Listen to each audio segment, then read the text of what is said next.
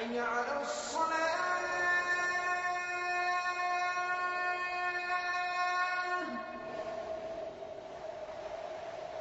حي على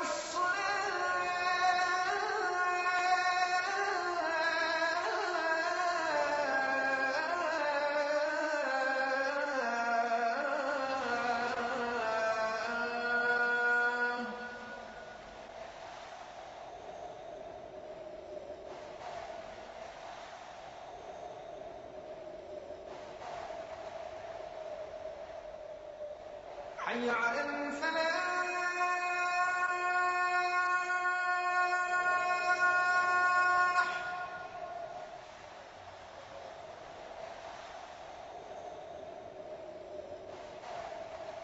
حي على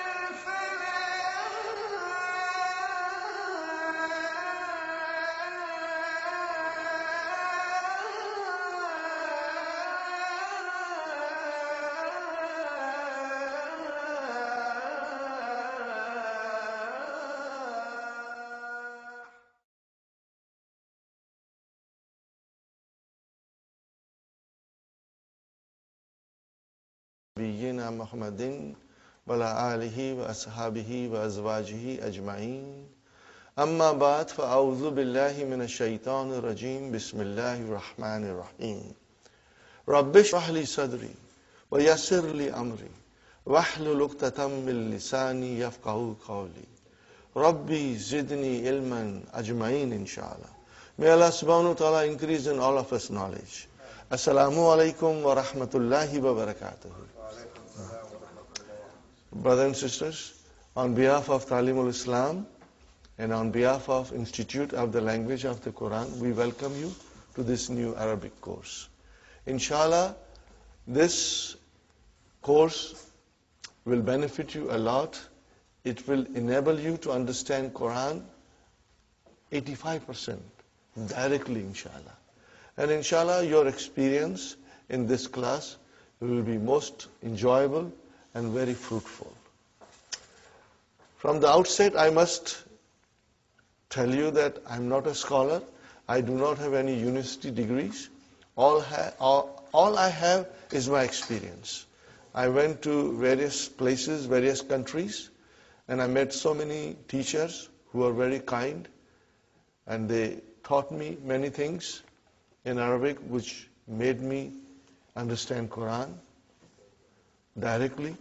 And inshallah, I'm going to share all these things with you so that you will be able to understand Quran when it is recited. When you pray, you know what you are praying. And when you hear tilawat, inshallah, it will touch your heart because you will understand what's going on. You know. We start with our handbook, brothers and sisters. How many letters of alphabet? Most of us, we were taught that there are 28, but there are 29. Alif is the letter of alphabet, but it is not consonant. It does not have a speech sound. When you say a, it is not alif, but it is hamza. And how do you write hamza?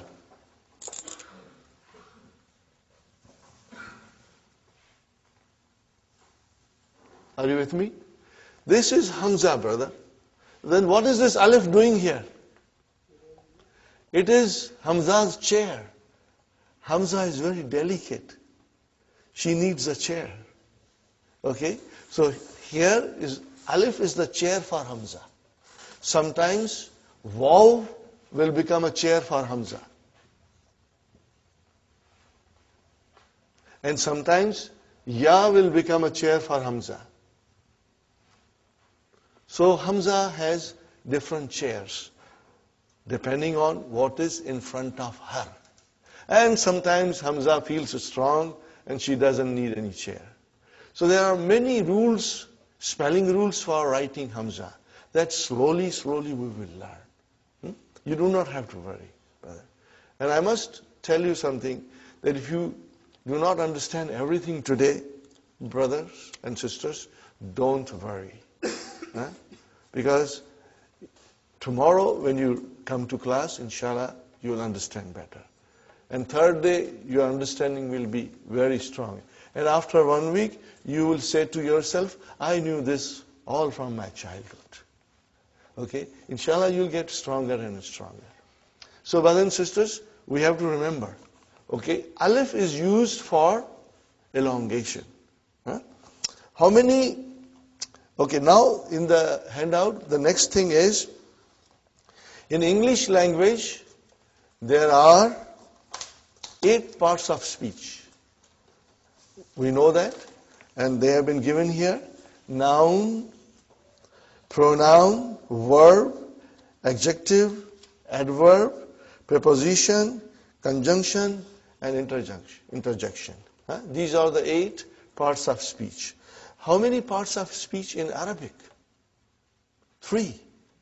Noun, verb, and particles. Harf. Okay? So, brothers and sisters, how come there are 8 in English and 3 in Arabic? But the noun in Arabic also includes pronoun, adjective, adverb, and interjection. They are all covered in this category of noun. So we have to remember. So in fact, they are same as in English, but we do not have 8, but instead of 3. Okay? When we say pronoun, there is a word for pronoun in Arabic, which is damir, but it still comes under the category of noun. This is just a general idea, brother. You will, inshallah, as we go along, you will notice that, inshallah. The next thing is, brother, the letters of alphabet. Okay, brother and sister, and as we said, there are 29 letters of alphabet, out of which 28 are consonants, and alif has no speech sound. When you say a, it is the sound of hamza. Now, how many vowel signs, brother, in Arabic language? Only 3. Dhamma, fatha, and kasra. Are you with me, brother? Dhamma, fatha, and kasra. Now remember, these are short vowels. Okay, they are short vowels. So if I say to you, if I write like this, what will you say? Bu, short, bu. If I write like this, what will you say? Ba, short vowel. And if I say this, then it is bi, short. Now in order to do elongation, I put here alif. Now you see, the job of alif is to elongate. Now this is ba. And then I put vav here, and it is bu. And if I put ya here, it is bi. Are you with me? Now, there are there are three vowel signs. Dhamma, Fatha and Kasra only. And there is a fourth thing we must understand, and it is called Sukoon. Are you with me, brothers and sisters? There are many ways of writing Sukoon. Sometimes it is like a tiny circle. Sometimes they write like this. But I prefer tiny circle because it's better when you want to understand properly. Okay. Now, Sukoon is not a vowel sign.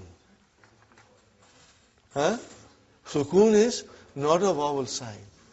What is Sukoon then? Sukoon tells me that there is no vowel sign on the Arabic letter. Are you with me, brother? Okay. Where is the vowel sign here? On ba. What is on vav? It's a Sukoon. Why? There is no vowel sign. There is no vowel sign. Okay. No, this you never write. You never write, but you understand. If I say ba, where is the vowel sign? Ba. On the ba. What is on alif? There is a sukoon. We don't write it, but there is a sukoon. We don't write it. And what about B? Where is the vowel sign? On the B. What is on the ya? A sukoon, because there is no vowel sign. Now these things are to be remembered. And even if you forget, don't worry, because I will be repeating these things often. You know, some of you will, when we go a little bit deeper in the course, all these things will come to you. Okay? So you don't write it. You don't write it, but it is there. Okay. I give you another example, brother.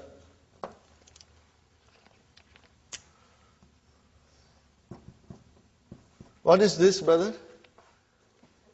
Taba. What is it? Taba. Okay. And what is this? Tuba. Are you with me? Now I write down like this. What is this? Tab. There is no vowel sign on ba. Tab. See how you pronounce ba? Tab. Okay. Now if I say like this,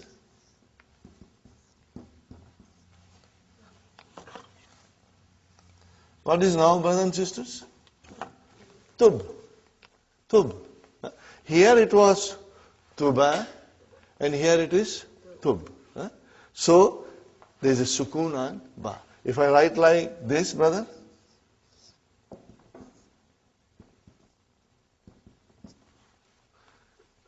tubta. So we did not pronounce ba in its normal way as we pronounce ta and this ta. Tubta. And if I put dhamma here, tubtu. If I put kasra here, tubti. So ba has a sukoon. It means it has no vowel sign. It has no vowel sign. Sukoon means there is no vowel sign on the letter. Is it clear, inshallah? Try and remember this, brothers. Okay, now we come to other part of the handout, brothers and sisters.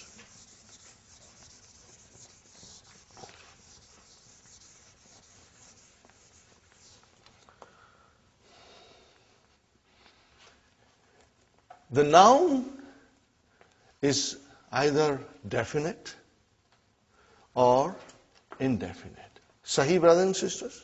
Either it is definite or indefinite. What do we do in English when it is indefinite noun? How do we describe it, brother? By using a or an. Are you with me? This, when it comes in front of a noun, makes it indefinite. How do you define it? Make it definite? The. Okay, brother. Now, In order to define an indefinite noun in Arabic, we do not have anything similar to this. But at the end of the noun, we put double vowel sign. Are you with me? We put double vowel sign. If the noun ends with a dhamma, then we put two dhammas. If the noun ends with a fatha, then we'll put two fathas. Huh? If the noun ends with a kasra, we put two kasras. This is called tanween. What is it called? Tanween. Huh? Tanween.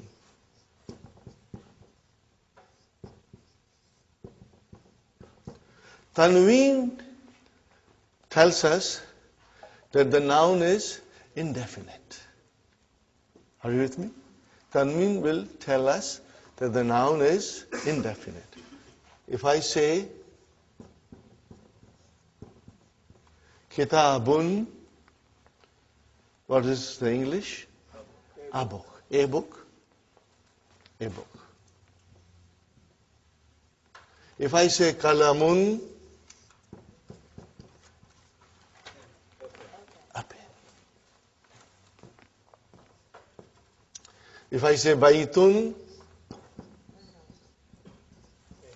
a house. Sahih, brothers and sisters?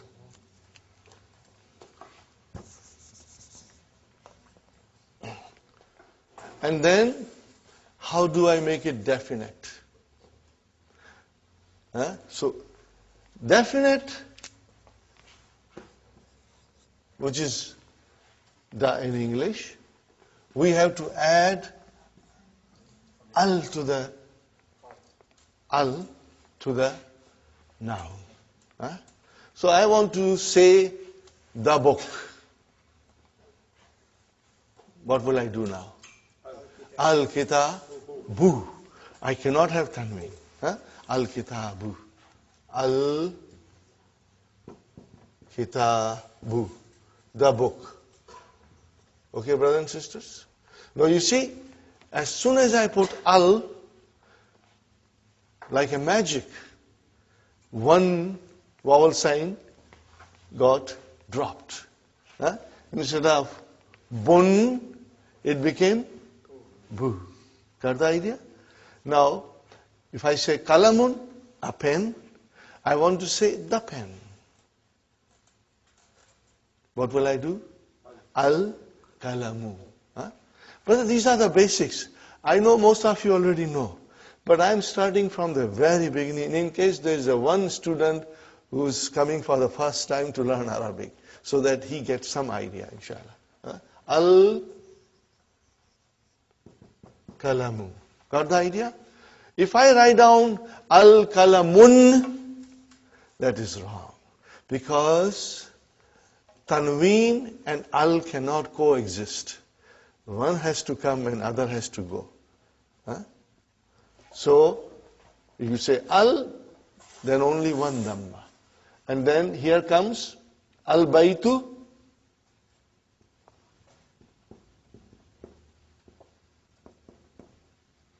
Okay, instead of baitun, it became al-baitu, means the house. And I should write here the pen. Okay. Is it clear, brothers and sisters? Yes. Okay. Now, we come to something which is always sometimes confusing to the students, but I will explain you, and I'll keep on explaining you in every session.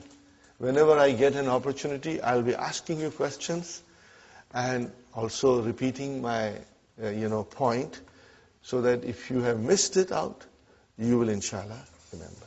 Brother, I said baitun, it is indefinite. How about if I write down Muhammadun?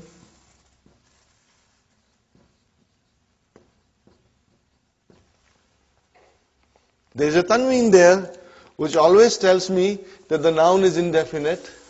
But what about Muhammadun? Is it definite or indefinite? It is definite. Brother, how come? Tanween means indefinite, and now you say Muhammad is definite. Yes, you are right. Why? Because Muhammad is a proper noun. All proper nouns are definite. When you say Muhammad, it doesn't mean any Muhammad. It means one particular Muhammad. If I say Ali, brother, how do you write Ali?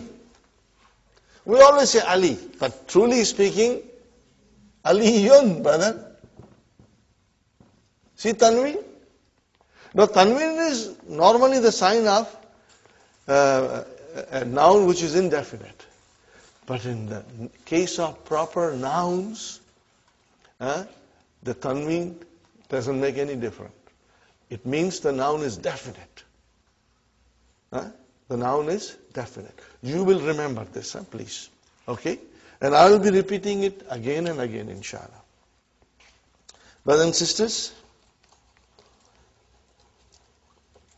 now I come to a very important rule in Arabic, and inshallah I will try to explain you in a nice way, brothers and sisters.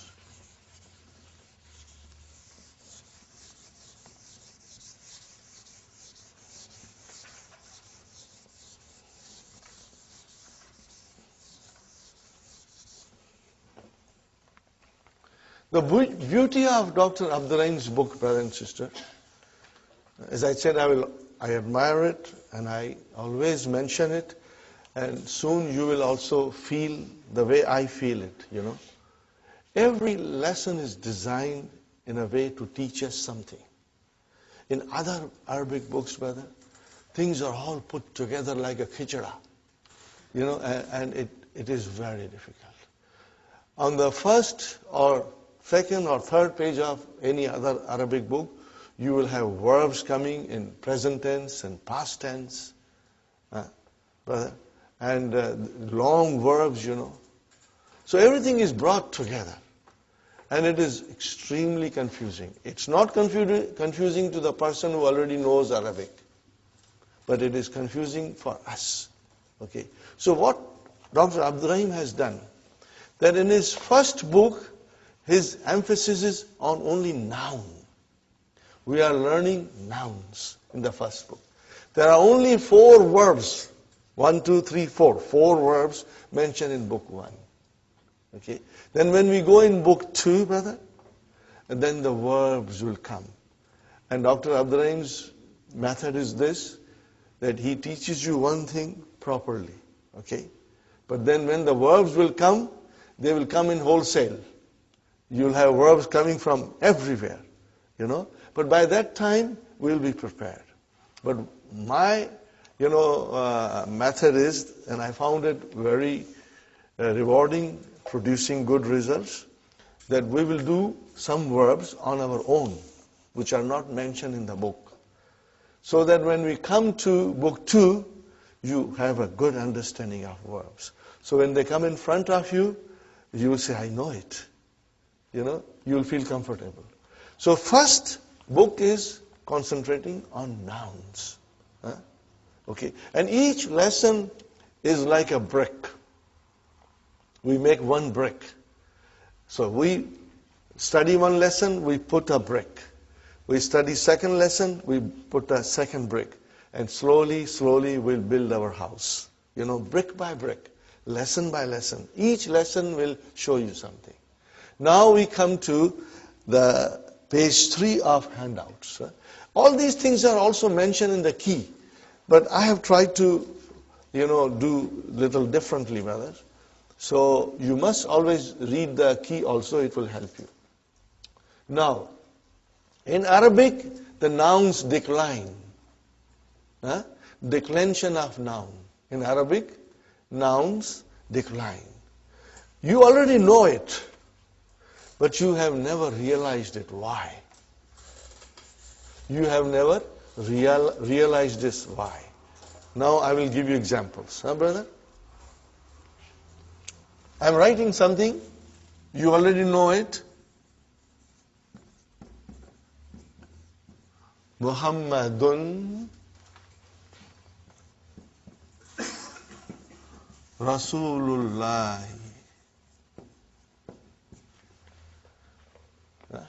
What is the English, brother? Muhammad is the messenger of Allah. Very good, brother. Then I say to you,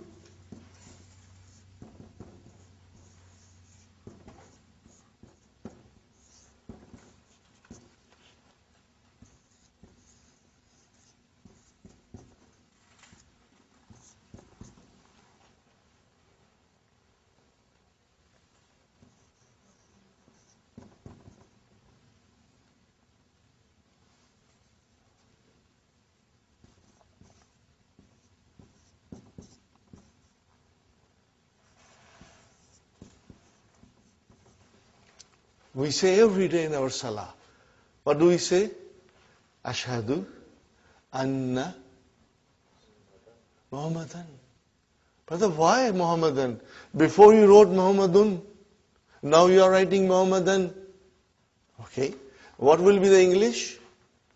I bear witness that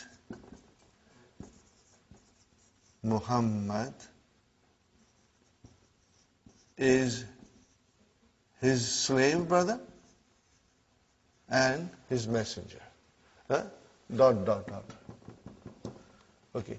Now, every day we say, many, many times, Allahumma. What is the meaning of Allahumma? Ya Allah. What is the meaning of Allahumma? Ya Allah.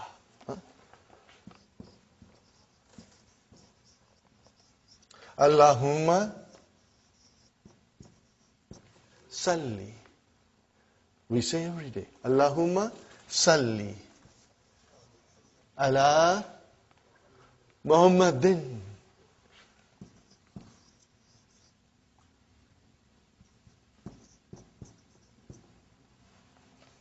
Oh Allah, send your blessings on Muhammad. Are you with me, brother? Ya Allah,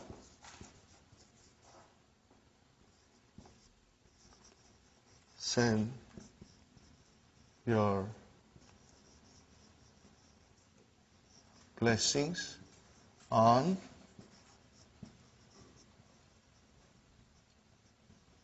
Muhammad. Are you with me, brothers and sisters? Do you see any change in English where we wrote down Muhammad? We did not change anything in English. But what about in Arabic, brother? What's going on here?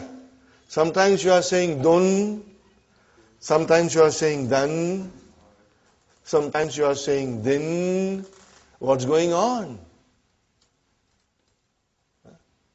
This is what we are going to learn and understand. What is the rule, brothers and sisters? That Arabic nouns decline. They have 3 different endings. They can end with a tanween dhamma or with one dhamma if there is al there. It can decline to tanween fatah, or if you have al, then it is one fatah, or it can decline to tanween kasra, or with alif and lam, with al, one kasra. Okay, brothers and sisters? So what is this, brother? Only the ending. Dun. What is it? Dun. And what is this? Dan. And what is this? Then. Say it again loudly. Dun. Dan. Then. These are the 3 declensions. Okay? Every Arabic noun will decline. Sometimes you will see it and sometimes you won't see it, but we are going to learn everything. In the initial stage, we will see the vowel signs in the books, but later on, we may not. I give you one more example, brother. Now I'm going to remove this. And why it happens, brothers and sisters? This is what we are going to learn. And this is what you will be watching in the Quran. You will be looking. When you are reading, you will notice this. You will observe this, brother. And then it will tell us this last vowel sign in the noun will tell you the function of that noun in a sentence. What is that noun doing in a sentence? Is it coming as a subject? Is it coming as a subject of a verb? Is it coming as an object? Is it coming after a preposition? It will tell you. In its natural course, in its natural form, all the nouns are always end with a dhamma. All the time. They change when something happens in the sentence. When they perform a different function in the sentence, then they change, brother. Give you one more example. You know all these things, but you never knew why.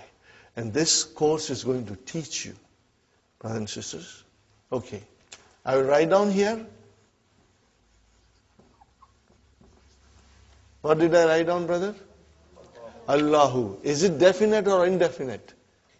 It is definite because Al is there. No tanween. Because Al is there, no tanween. What do you see at the end? Dhamma. Dhamma you see, okay? Allahu Gafurun Rahimun. Sahi? Okay? See, Gafurun, indefinite. Rahimun, okay? Fine. Then I write here,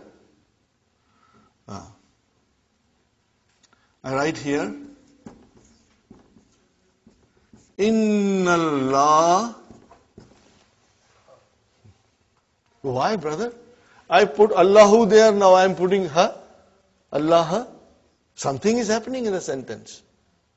Okay? Inna Allah Gafurun Rahimun. Got the idea, brothers and sisters? Inna Allah Gafurun Rahimun. Correct? Now what is at the end of Allah? Fatah. Why it is single? Because it is definite. Sahi? Now we say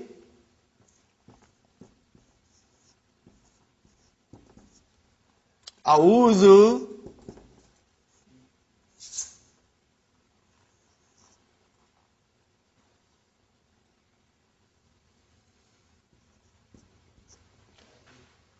What did I write down? A'udhu.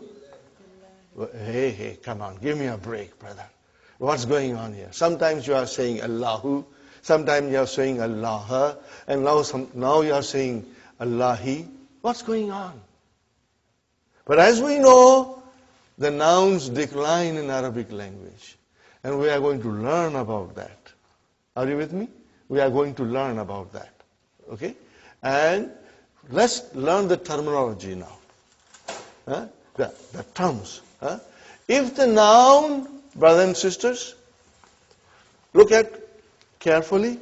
If the noun ends with a dhamma, be it a tanween or one, it should end with a dhamma. Be it a tanween or a single dhamma. It is called marfu. What is it called, brother? This you will have to memorize. Marfu. Are you with me, brothers and sisters?